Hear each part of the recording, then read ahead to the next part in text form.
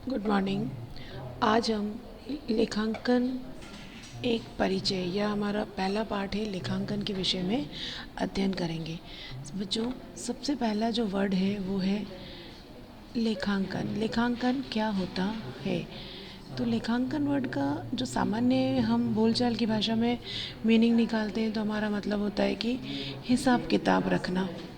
लेकिन जैसे जैसे व्यवसाय बढ़ता जा रहा है, व्यवसाय में प्रगति होती जा रही है, लेखांकन वर्ड का मीनिंग भी व्यापक होता जा रहा है।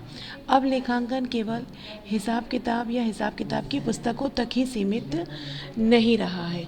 अब लेखांकन वर्ड का मीनिंग इससे आगे बढ़ चुका है। लेखांकन का मतलब है कि उन सभी लेन देनों का लेखा करना जो उनको हम किस में व्यक्त कर सकें, मुद्रा में व्यक्त कर सकें। यानी ऐसी आर्थिक घटनाएं जिनका हम मुद्रा में व्यक्त कर सके हैं उन्हें हम लेखांकन में लिख लेते हैं। हिसाब किताब रखा जाता है और उसको इस तरह से लिखा जाता है कि उससे क्या निकाले जा सके, आवश्यकता अनुसार परिणाम निकाले जा सके। तो इस तरह लेखांकन हिसाब किताब तक ही सीमित ना रहकर उससे काफ़ी आगे बढ़ गया है। लेखांकन का अर्थ पढ़ेंगे तो American institute of certified public accountant AICPA ने एक परिभाषा दी है। इसके अनुसार लेखांकन का संबंध उन लेन देनों एवं घटनाओं जो पूर्ण रूप से या आंशिक रूप से वित्तीय प्रकृति की, वित्तीय का मतलब है ऐसी प्रकृति की जिसका हम किस में व्यक्त कर सके, मुद्रा में व्यक्त कर सके। तो वित्तीय प्रकृति के होते हैं, मुद्रा के रूप में प्रभावशाली ढंग से लिखा जाता है, वर्गीकृत किया जाता है, संक्षेप में व्यक्त किया जाता है और उसके परिणामों की व्याख्या की जाती है। तो मुद्रा में सबसे पहले लेन देनों को नापा जाता है, फिर उसको प्रभावशाली ढंग से लिखा जाता है, वर्गीकृत किया जाता है, संक्षेप में व्यक्त करके परिणाम प्राप्त किए जाते हैं। ये लेखांकन का अर्थ है। तो लेखांकन शब्द खाली हिसाब किताब रखना ही नहीं, बल्कि हिसाब किताब को इस तरह से रखना कि उससे आवश्यकता अनुसार क्या एकत्रित की जा सके, आवश्यकता अनुसार सूचनाएं प्राप्त की जा सके, आवश्यकता अनुसार सूचनाएं एकत्रित की जा सके और निर्णय लिए जा सके। लेखांकन की जो प्रक्रिया है उसको हम एक चित्र के द्वारा स्पष्ट कर सकते हैं। इसमें सबसे पहला जो वर्ड हो, पहली जो घटना होती है वो होती है आर्थिक घटना। आर्थिक घटना यानी हम वस्तु का क्या करेंगे, सबसे पहले आर्थिक घटना होगी, यानी हम वस्तु का क्या करेंगे, लेन देन करेंगे, वस्तु को खरीदेंगे। तो ये सब हमारी आर्थिक घटना में आती है। फिर इस आर्थिक घटना की लेखांकन प्रक्रिया अपनाई जाती है।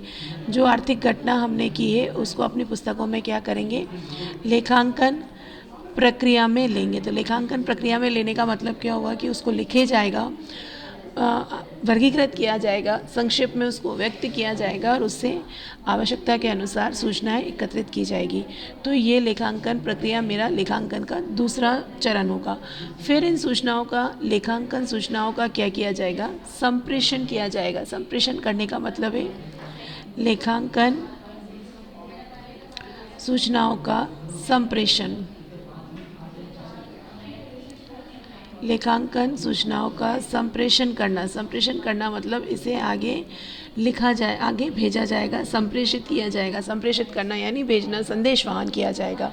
किसको भेजा जाएगा, चौथे पॉइंट में आएगा वापस हमारा निर्णायक मंडल को, या जिनको उन सूचनाओं की आवश्यकता है वहाँ तक वो सूचनाएं पहुँचाई जाएगी और फिर वापस वो आर्थिक घटना होगी, निर्णय लेंगे और फिर वापस आर्थिक घटनाएं होगी। तो ये एक निरंतर चलने वाली प्रक्रिया है जो चलती रहती है। आर्थिक घटना होती है, आर्थिक घटना के बाद लेखांकन प्रक्रिया अपनाई जाती है, फिर उन सूचनाओं का संप्रेषण किया जाता है और निर्णायक मंडल तक वो सूचनाएं क्या की जाती हैं, पहुंचाई जाती है।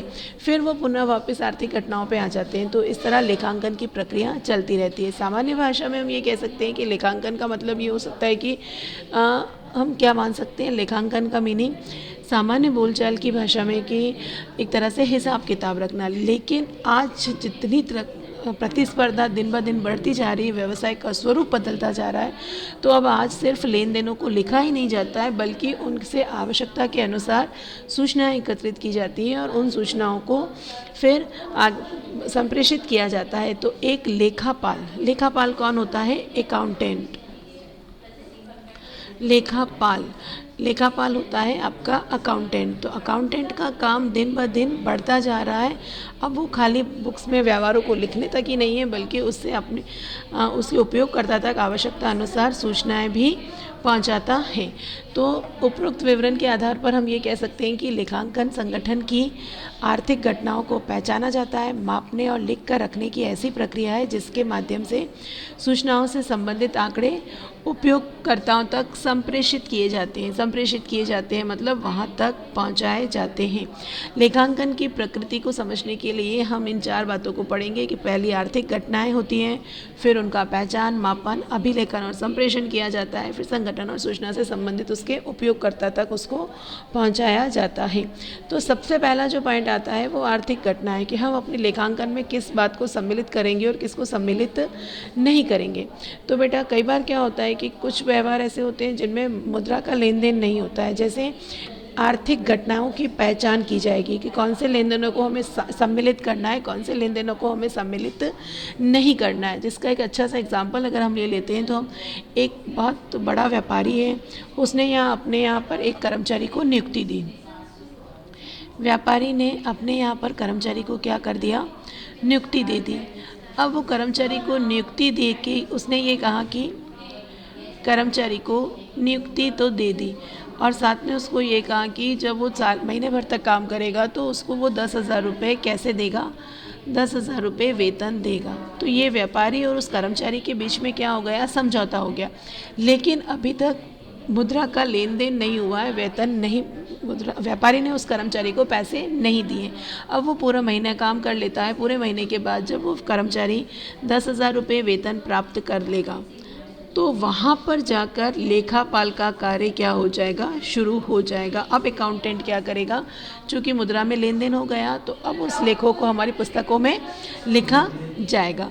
तो यहाँ आकर लेखापाल का काम शुरू हो जाएगा। तो सबसे पहले जो आर्थिक घटनाएं होती हैं उनको पहचाना जाता है कि क्या हमें उसको सम्मिलित करना है हमारे लेखांकन में या नहीं करना है। इस तरह से जैसे इसने जो एग्जाम्पल दिया है उसके अकॉर्डिंग एक मशीन का क्रय करते हैं, मशीन का परिवहन, मशीन स्थापना स्थल को तैयार करना और स्थापना पर किए गए व्यय, ये सभी उस मशीन की लागत में सम्मिलित होते हैं। जैसे अगर हम एक मशीन खरीदते हैं तो मशीन को खरीदते हैं तो वो तो जो दुकानदार को पैसे देंगे वो तो उसका क्या हो जाएगा, क्रय मूल्य होगा।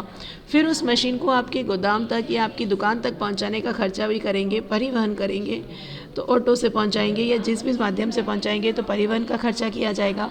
फिर कई बार कुछ मशीन ऐसी होती है जो तकनीकी प्रकृति की होती है तो वो दुकानदार का ही आदमी आकर उसको स्थापित करता है। तो उसकी स्थापना पर हो सकता है हमने कुछ व्यय किया, स्थापना पर व्यय किया हो, तो स्थापना व्यय। तो इन सभी में हमने किसका लेन देन किया, मुद्रा का लेन देन किया। और ये सभी चीज़ें मुद्रा में लेन देन होने की वजह से इसको हम अपनी लेखांकन की पुस्तक में व्यक्त करेंगे। तो इस प्रकार लेखांकन किसी आर्थिक घटना से संबंधित सौदों के समूह की पहचान करता है। सबसे पहले पहचान करेंगे कि हमें लिखना है या नहीं लिखना, कौन सी घटना को हमें सम्मिलित करना है, कौन सी घटना को हमें सम्मिलित नहीं करना है। अब ये घटना 2 प्रकार की हो सकती है। आर्थिक घटनाएं भी पुनः 2 प्रकार की हो सकती हैं। 2 प्रकार की कैसे हो सकती है, पहली हो सकती है बाह्य घटना और दूसरी घटना होती है आंतरिक घटना। तो बाह्य घटना में क्या होगा कि हम बाहरी व्यक्ति के साथ व्यवहार करेंगे, बाहरी व्यक्ति के साथ माल को बेचना, खरीदना, मशीन खरीदना, तो ये बाहर के व्यक्ति और व्यापारी के बीच में हुआ तो ये बाह्य घटना। और आंतरिक घटना में क्या हुआ, उसके कर्मचारी को वेतन चुकाना, उसकी मजदूरी का भुगतान करना, तो ये सारी बातें आंतरिक घटना है। तो घटनाएं 2 प्रकार की होती हैं और दोनों ही प्रकार की घटनाओं में से सिर्फ उन्हीं घटनाओं को हम अपने लेखांकन में सम्मिलित करेंगे जो आर्थिक घटनाएँ होती हैं या जिन्हें हम अपनी मुद्रा में व्यक्त कर सकें या मुद्रा में जिसका लेन देन हुआ है। उसके बाद घटनाएं होने के बाद जो दूसरा पॉइंट आता है, घटनाओं की हमने क्या कर दी, पहचान कर दी, फिर उसको मापा जाएगा, लेखा जोखा रखा जाएगा और संप्रेषण किया जाएगा। पहचान करने में ये किया जाएगा कि हमें क्या लिखना है। जैसे अभी बताया मैंने तुम्हें कि कर्मचारी और वेतन उसके बीच में घटना तो घटित हुई, लेकिन हम उसको पहचान करेंगे कि हम उस घटना को कब लिखेंगे। कर्मचारी को नियुक्ति देने के बाद, नियुक्ति देते ही उसको हम नहीं लिखेंगे, बल्कि जब उनके कर्मचारी को वो वेतन प्राप्त होगा तो उस वक्त तो इस तरह से आर्थिक घटना की क्या की जाएगी, पहचान किया जाएगा, जिनका अभिलेखन किया जाना है। अभिलेखन का मतलब होता है जिनको हमें लिखना है या जिनका हमें रिकॉर्ड बनाना है। तो अभिलेखन किया जाता है। इसमें संगठन से संबंधित सभी क्रियाओं का अवलोकन कर केवल उन्हीं क्रियाओं का चयन किया जाता है जो वित्त की प्रकृति की लेखाओं को हमने लेंगे और उसके अकॉर्डिंग उसका काम करेंगे। जैसे हम कई बार क्या होता है कि कुछ चीज़ें ऐसी होती हैं जिनको हम मुद्रा में व्यक्त नहीं कर सकते, तो वो हम अपने लेखांकन की पुस्तक में उसको सम्मिलित नहीं करेंगे। फिर दूसरा वर्ड आता है मापन। यहाँ मापन हमारे देश की बात करें तो हम मापन किस में करेंगे? रुपयों पैसों में। तो मौद्रिक इकाई के द्वारा व्यावसायिक लेन देनों का वित्तीय प्रमाणीकरण, यानी मुद्रा का लेन देन हुआ तो कितना हुआ, कितने पैसे दिए, कितने। वस्तु विनिमय नहीं शामिल करेंगे। वस्तु विनिमय का मतलब क्या होता है बच्चों? वस्तु विनिमय शामिल नहीं करेंगे। आजकल तो वैसे भी चलता भी नहीं है वस्तु विनिमय। पहले के ज़माने में क्या होता था कि हमारे पास जो चीज़ ज़्यादा होती थी हम अपने काम की जितनी चीज़ वो रख देते थे, सामने वाले व्यक्ति को वो वस्तु दे देते थे और सामने वाले की जो काम वस्तु ज़्यादा होती थी वो हम ले लेते थे। तो इस तरह वस्तु का विनिमय होता था। लेकिन अब तो वो चलता भी नहीं है वैसे भी। तो अब मुद्रा का लेन देन है तो मुद्रा में उसको मापा जाएगा। फिर मापने के बाद उसका अभिलेखन किया जाता है। अभिलेखन का मतलब है जब एक बार घटनाएं पता चल गई, हमने पहचान कर ली कि हमको किसको लेना है किसको नहीं लेना है, फिर हमने उसको नाप लिया कि कितनी मात्रा में लेना है, वो सब कुछ करने के बाद उसका अभिलेखन किया जाएगा। अभिलेखन में मौद्रिक इकाई में लेखा पुस्तकों में कालक्रमानुसार का मतलब क्या होगा? कालक्रमानुसार यानी समय के अनुसार उसको लिखा जाता है। अभिलेखन इस प्रकार से किया जाता है कि आवश्यक वित्तीय सूचना को स्थापित परंपरा के अनुसार सारांश निकाला, यानी कालक्रमानुसार यानी डेट वाइज उसको लिखे। जैसे एक दिन में अगर 10 व्यवहार हुए तो 10 बार डेट लगाकर 10 बार उस व्यवहार को हम अलग अलग लिखेंगे। तो कालक्रमानुसार उसको लिखा जाता है और एक पर्टिकुलर तरीके से लिखा जाता है। जैसे इसके लिए एक पर्टिकुलर तरीका है, एक नियम होते हैं, उस नियम के अकॉर्डिंग उसका अभिलेखन किया जाएगा या उन व्यवहारों को लिखा जाएगा। लिखने के बाद उसका संप्रेषण किया जाता है। मैंने अभी बताया संप्रेषण करने का मतलब क्या हुआ कि आवश्यकता अनुसार जिस व्यक्ति को उसकी ज़रूरत होगी वहाँ तक उसको पहुँचाया जाता है। तो आर्थिक घटनाओं की पहचान की जाती है, उन्हें मापा जाता है, उनका अभिलेखन किया जाता है और फिर उनसे सूचना तैयार करके प्रबंधकों एवं दूसरे लोगों तक उसको संप्रेषण किया जाता है या दूसरे लोगों तक उसको पहुंचाया जाता है।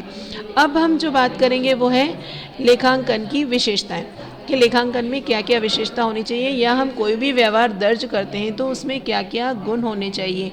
तो लेखांकन की गुणात्मक विशेषताएं लेखांकन सूचना का जो उसकी बौद्धिगम्यता और उपयोगिता को बढ़ाती है, यानी लेखांकन में क्या क्या गुण होने चाहिए या हम कोई भी बात अगर लिखते हैं तो उसमें क्या क्या होना चाहिए।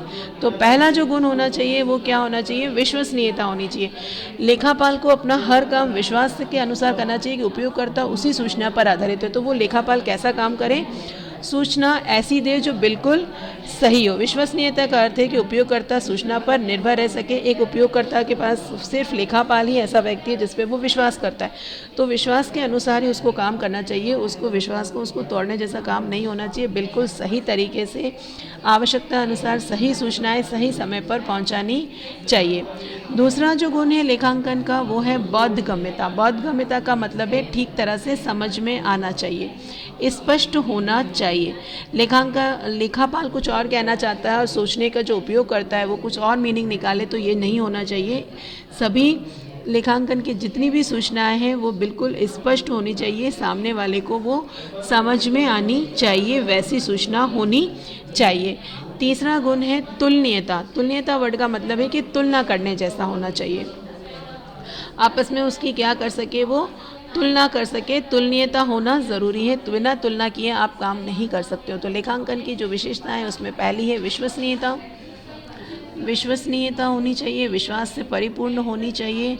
दूसरी जो गुण है होना चाहिए वो बोधगम्यता होना चाहिए। बोधगम्य का मतलब है कि आपको सामने वाले की समझ में आए वैसा होना चाहिए। और तीसरी तुलनीयता होनी चाहिए, यानी आप उसकी तुलना कर सको वैसा उसमें गुण विद्यमान होना ज़रूरी है। तो ये लेखांकन की विशेषताएं। तो आज हमने लेखांकन का अर्थ पढ़ा कि लेखांकन क्या होते हैं, उसमें कौन कौन सी घटनाओं को सम्मिलित किया जाता है और लेखांकन की विशेषताओं का अध्ययन किया।